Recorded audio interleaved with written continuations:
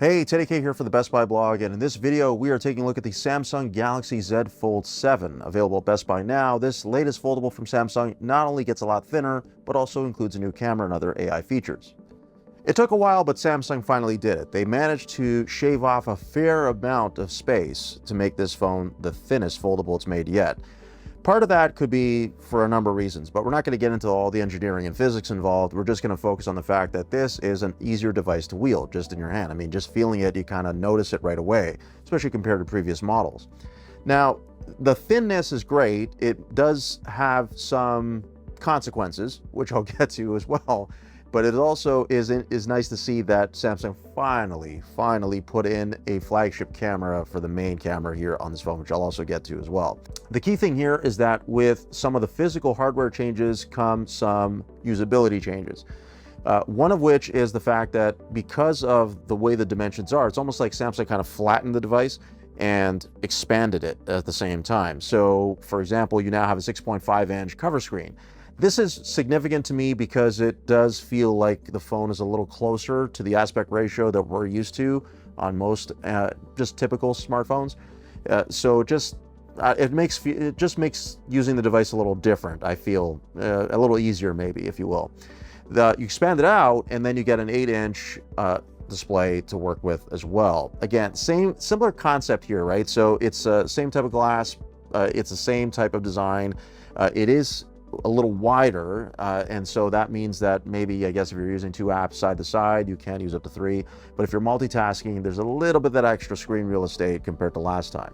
There aren't any major surprises here from a usability standpoint, largely because fold phones generally borrow from the S line, and so things that we saw in the Galaxy S25 Ultra apply here. That is especially true of the Galaxy AI features, which is what Samsung really pushes the most with this phone, and they work the same way for the most part. I mean, what you're used to seeing from before largely applies here. That includes anything that's been updated and certainly features that have been adapted or expanded upon.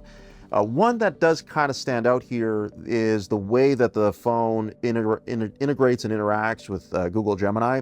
So Gemini is basically the replacement for Google Assistant. If you're not using it, it's a much more expansive type of thing because it's just an AI assistant that can not only control your smart home devices, but can actually do things that you're doing on the phone too, or at least integrate with them.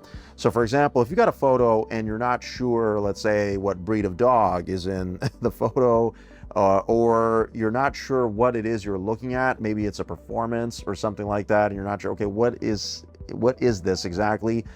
Gemini can take a stab at it and explain it to you. It can also help you figure out how to take better photos, for example. So if there's a photo that you took that you didn't necessarily like, it could weigh in on maybe what you could do better next time.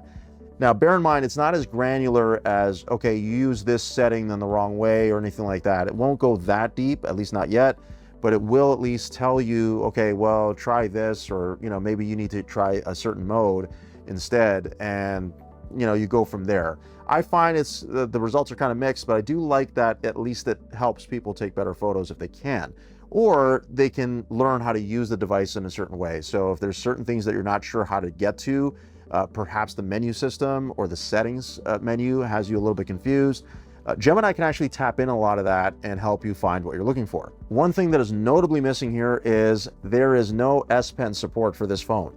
So you are not going to be able to use an S Pen to write anything on this. If this is something that you've done on a Fold before, I highly recommend you skip this version and wait to see if Samsung brings it back for the next one, which I think they probably will. One thing I didn't get to test out, unfortunately, is the fact that there are MagSafe compatible cases that will work with this phone. So if you are using a wallet or a light, a battery pack, something like that, something that will magnetically attach to the case, it will work here. And I've seen it when I first got hands-on time with the phone. I saw a case that could do that, and it is a cool way of integrating certain things, especially on the photography side, if you ask me. But yeah, that's one thing, unfortunately, I didn't get to test, but it is available here. And when it comes to just the hardware and the software, One UI, Android, everything here is pretty much what you would expect.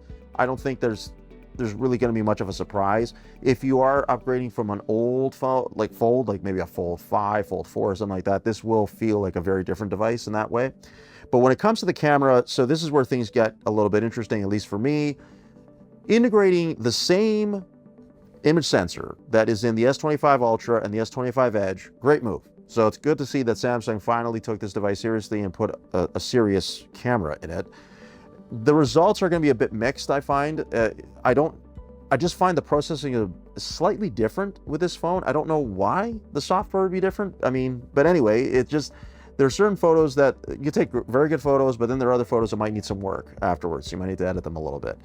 Unfortunately, the camera system is let down by a mediocre telephoto camera. This is the same telephoto image sensor and lens that is, well, the lens is a little different, but the image sensor is the same as the Fold 4. So Samsung's been using the same one now, going for 4 generations.